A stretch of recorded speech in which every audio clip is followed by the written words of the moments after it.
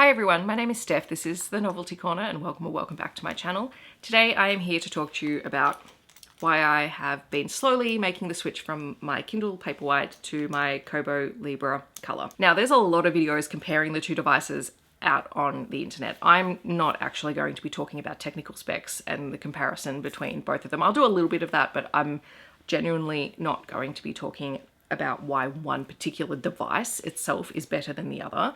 It's more about the reasons why I'm slowly moving to this from this, which I will still continue to keep and I will still continue to use. We're going to talk about all of that. And if you stay through to the end, I will give you one tip with what not to do with your Kobo that I did last night and basically lost all of my books and had to reload everything.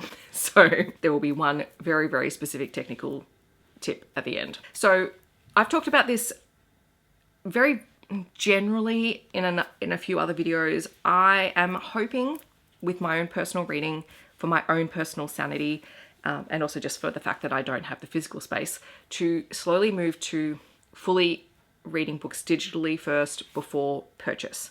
Now, there are a couple of exceptions to that. There are some auto-buy authors and series and things that I'm in the middle of, which I'm loving, and I will probably continue to buy the physical books first. But my ultimate goal is to kind of keep my physical TBR ideally between 20 and 30 books long. And yes, we can have a whole conversation about buying books and reading books being two different hobbies and that it's totally valid to have a large physical unread TBR. I don't disagree with any of that. Personally, for me, a large physical unread TBR is really stressful. Not because I don't want to own all the books, I do.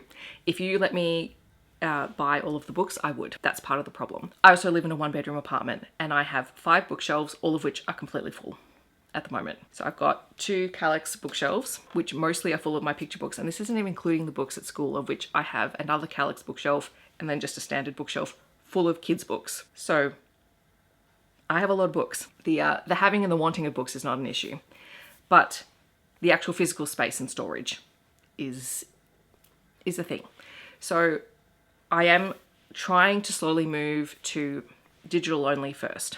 And then when I've read the books digitally, whether it's an ebook or an audiobook, really thinking about whether I would like to own that book. And kind of the deciding factor there is whether that is a book that I want to then go back, reread and annotate. If it's something I can see myself rereading over and over again, it's probably worthy of having on my shelf. Because there is nothing wrong with any of the formats of books. All of them are incredibly valid, and there are some people who have digital only TBRs and no books in their house. Valid. There are people who only read audiobooks. Also completely valid. They have extensive libraries like that. Love it. Now, you might be saying, Steph, you can have a digital read first with a Kindle. You don't need a Kobo. Yep, also completely true. I don't believe in buying devices for the sake of buying devices. For reference, this thing is about 5 years old. My phone is at least 5 or 6 years old. I don't go out and buy the newest, shiniest thing ever. I certainly don't get sent the newest, shiniest tech thing ever. I've also been, in the past, been known to do that. So this is also a work in progress for me, but I'm getting much, much better at it. I don't need a new device for the sake of it. What I am hoping to do is that outside of the Kindle Unlimited sphere, I'm trying to move any digital ebook purchases out of the Amazon space, because we know that Amazon, there are a number of issues in that space. That's not what this video is about, but there's a number of issues in that space. So the 2 alternatives that I have are to purchase direct from the author, which I try to do as often as possible if that's available, especially for an author that I love, or to purchase through Kobo. You could totally say, Steph, you can read on the Kobo app on your phone, or this, I can do the same with Kindle. I hate reading on my phone. It's one of the things that I absolutely loathe. So I do want a device. I do want to move purchasing off Amazon. So having a Kobo was something that I investigated, and I spent over a year thinking about it, reading the specs, trying to decide what I wanted to do before I made a decision. I spent a long time thinking about it. And then once I made a decision, I sat on it for another 6 months. So keep that in mind. In terms of price points of ebooks, anything that is outside of KU, the price points between the ebooks on Kindle and Kobo are basically identical. So there's no difference in purchasing. Sometimes purchasing direct from the author is a little bit cheaper, which again is another reason why I choose to sometimes purchase direct from the author. Also, if I purchase direct from the author, it usually goes through BookFunnel, which means I can get access to both the Kindle version and the Kobo version. So I have 2 versions. I can put them on both devices. If I purchase something direct from Amazon, I can't put it on anything except an Amazon device. Again, another plus to, purchasing somewhere else. Another thing that I really like about the Kobo that I don't have access to here in Australia on my Kindle is that I have access to Overdrive. So I can access my public library down the bottom here. I can see my holds. I can put things on hold. I can't do that on my Kindle. So my only other option if I'm borrowing an ebook is to read on my phone. And as I've said, I hate reading on my phone. Audiobooks on my phone, totally fine.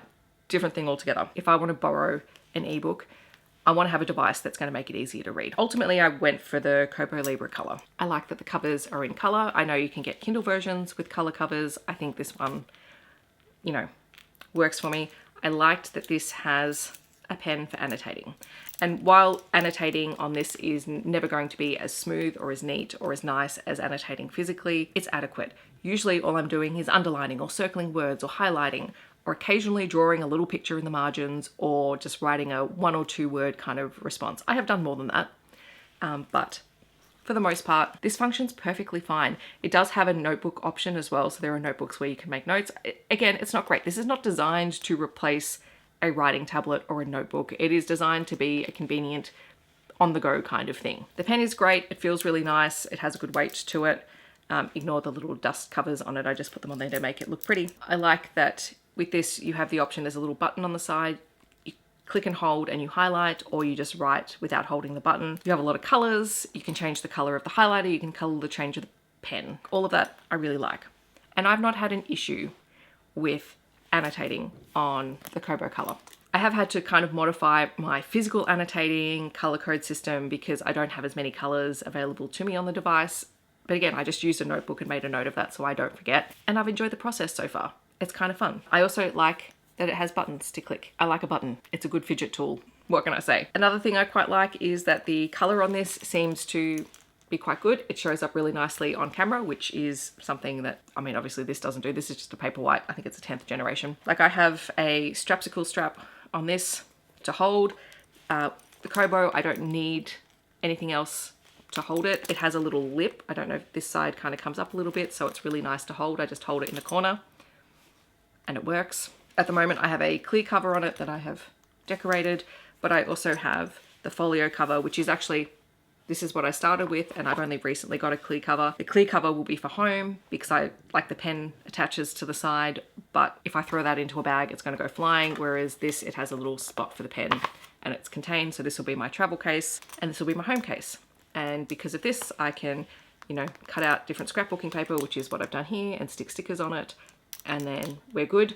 And yes, I did stick the stickers down because life's too short. I'll just keep the cover and I can swap it in and out with other things. So some techie things that I am enjoying about the Kobo. I like that this is the homepage. There is no access to the store on the homepage. You have the last kind of books that were opened. Ignore this. I will talk about why these books are open here. And then you have your books, and then usually kind of a recommendation, usually an author you have a collection of. And then down the bottom, you have the borrow books from your library, and then also your holds. Click on that, you can see the books that you have on hold. I like that that's what you see on the homepage. Down the bottom, you then have your books tab, you have your notebooks, you have the Discover, which is where you can go into the Kobo store. Wild, right? From there, you can also go into ebooks, audiobooks, and Overdrive. And then the last option down the bottom is More, which is basically all your settings. The responsiveness is pretty quick. There's very little lag time with most things. Occasionally, you might find that there is a little bit of shadow as you move to the next page. If you've done a lot of highlighting, it usually doesn't last. It resets pretty quickly. Or if it's really bothering you, you just turn it off, turn it on again, and it's good as new. I don't have very many issues with it. The search function is great. So if you click on the little search icon, it opens up to the search store, and then you can decide whether you're searching the Kobo store, Overdrive, your books, your current read, annotations, or the dictionary. It gives you all those options. You just decide what it is that you're searching. The one thing I do like about the search, so if you searched for a book like Heated Rivalry, very popular at the moment, underneath the list price, if you click the 3 little dots, it will open up a menu. And if it's available to put on hold through Overdrive, even though you've searched the Kobo store, you have the option to place a hold or borrow through Overdrive. I like that you can do that from the Kobo search. Like, that's awesome. Just like on Kindle, you can have books sent directly to your Kobo. You can connect it to NetGalley if you use NetGalley. Not all publishers though create Kobo files, so that's kind of hit or miss, but you can have them sent directly to you. The software that you use to add books, so if you have your own collection, because I did jailbreak my Kindle before they removed the option to download your ebooks. I did download all of them, is Calibre, and I have everything in Calibre and I can just upload as I see fit. So whenever I purchase a ebook direct from an author, I just download the Kobo file, upload it to Calibre, and then send it straight to the device. It's pretty simple. The other thing that I do like on this is under the More function, because I like making wish lists of books, just things that are on my radar that I don't want to purchase and I can't find a borrow copy now, is I can access my Kobo store wish list directly on the Kobo, which I haven't been able to do easily on this device. Like, I'm sure it's an option somewhere, but this is so fast and so simple. Like, it doesn't require any thinking involved. That is also helpful because there's a few things I'm just keeping an eye on to see if they come into overdrive, and I can do it straight from the wish list. And then there's all the other like technical things like the brightness. Great option. You can have cool light, warm light, easy to adjust. When you're in a book, you literally just scroll up and down the side of the page and it brightens the thing. I've always loved my Paperwhite. I still continue to enjoy reading on my Paperwhite. There's nothing wrong with it. It's a perfectly good device. I'm still reading a lot of books through NetGalley. I'm still reading a lot of books from Kindle Unlimited. And before anyone says, Steph, you're trying to get out of the Amazon sphere, there are some authors who literally require Kindle Unlimited in order to be able to get their books out there. I don't begrudge those authors anything, and if they have books that I want to read that are in Kindle Unlimited, I'm going to keep my Kindle Unlimited subscription and I'm going to read them on here. That's how I support those authors. Other authors I will support in other ways. Pretty simple, just being a flexible reader. And the thing is, I don't read from these devices every single day. I do a mix of audiobooks and physical books. Like, I just have really nice devices that make me happy now, and I have options and I have different ways to access what it is that I'm trying to read as I go along. Now, I'm not going to do a tutorial on this, but I am going to give you a word of caution. So when you have books that you are uploading to Calibre, which is just a platform that you can have on your computer that allows you to add books to Kobo. It's literally just a service where you add the books to Calibre and then you transfer them across to your device. It's great. You can also create ebooks in Calibre and then send them across. So if you've got something that you've written or something that you want to make a little mini notebook of, great, you can send it across. Perfect. But when you're in Calibre, you have the option to edit the metadata for each book. So you can literally open up the information for each book and add it. You can add tags, you can fix series and number in series, all of that. You can change the cover if you have a preferred cover. If there's multiple covers and you want to change the one that's the default, great, you can do all of that. Don't do what I did, which was last night going through and editing all of the metadata while the Kobo was connected to my computer, and therefore all of the metadata was confused between the computer and the device, and so all of my books were deleted. When I unplugged my Kobo, I just watched all of the numbers disappear. Please don't do that.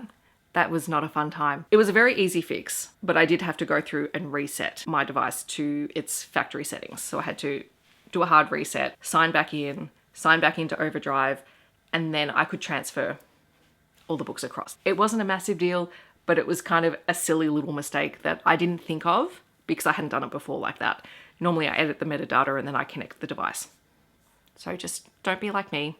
Don't edit the metadata while your device is connected. You might be fine, but I was not. And that was 500 books. So don't be like me. That is my tip. Don't do that. It was actually probably good to do a reset, in all honesty, but I wouldn't recommend it despite how easy it was to kind of fix it once I realized what I'd done. I don't know if this would have been as easy. While that was a silly mistake, I did resolve it in time to film this video, because of course I would do it the night before I was planning on filming this video. It's all sorted now. We're good. And I suppose the final thing that I'll say is ultimately at the end of the day, the best e-reader is going to be the best e-reader for you. If you enjoy reading on your phone, more power to you. I love that. E-readers are not cheap. And also the difference in price between US and Australian dollars in terms of these devices, also not great. I know I've seen the new Kindle Scribe Colour, the big one.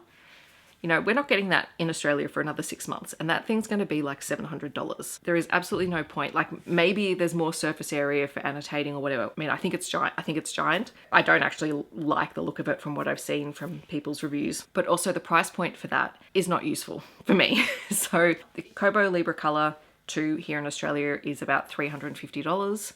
If you buy the cases, you're obviously adding a little bit of cost to that, but I prefer having a case on my devices just to protect them a little bit. And I think the more that I use it, and I'm slowly increasing in my use of it as I am transitioning things from one device to the other. Like if I have the book on both devices, I will read it on the Kobo. As that's increasing, like that's where the value in the device increases. Those are some of my thoughts on why I'm moving to my Kobo Libra Colour, and I really like it. I am really, truly enjoying the experience because these two devices, despite the fact that this one is bigger, I actually find this a nicer experience to hold just overall. Those are my thoughts. In the comments, I'd love to know, do you use an e-reader? What's your preference? As I said, I don't think there's one right or wrong choice. I think everyone has, you know, their own preferences, and whatever device works for you is going to be the best device for you. I'm not trying to sell anyone on anything, but this is just a little bit of the why I'm slowly transitioning to primarily reading on a different device. If you want to let me know that you're here but you don't leave a comment, feel free to leave your favorite colored heart emoji. Otherwise, I hope that wherever you're in the world, you're staying safe and healthy, and I will see you in my next video. Thanks so much for watching. Bye everyone.